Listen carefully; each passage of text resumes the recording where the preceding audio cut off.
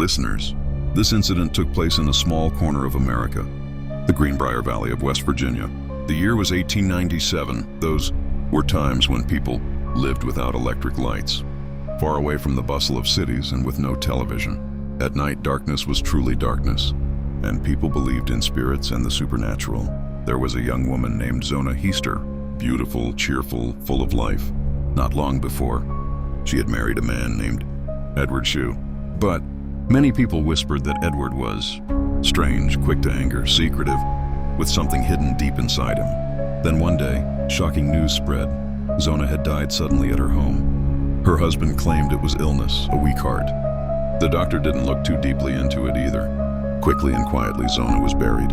But her mother, Mary Jane, could not rest.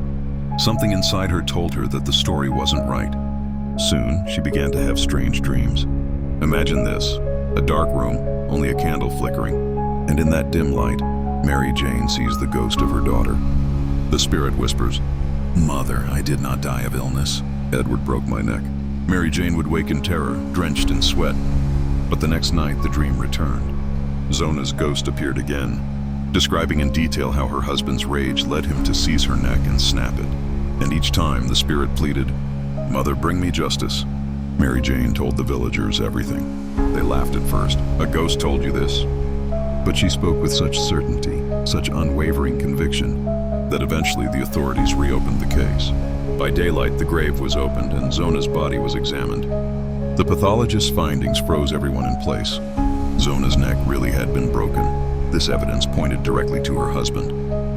Edward Shue was arrested and the case went to trial. The most extraordinary part, Mary Jane's testimony that her daughter's ghost had revealed the truth, was entered into the official court record. This became the first and only case in U.S. history where a ghost witness helped solve a murder. Edward Shue was found guilty of murder and sentenced to life in prison. The lingering suspense. Some say Mary Jane didn't truly see a ghost, that her mother's intuition guided her, and the story of a spirit was just a way to be heard. But the villagers whispered that even after the burial, strange sounds lingered.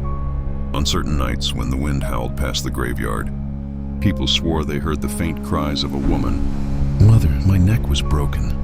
And to this day, in Greenbrier Valley, it is said that if you spend a night near Zona's grave, you may hear her sorrowful voice carried on the wind.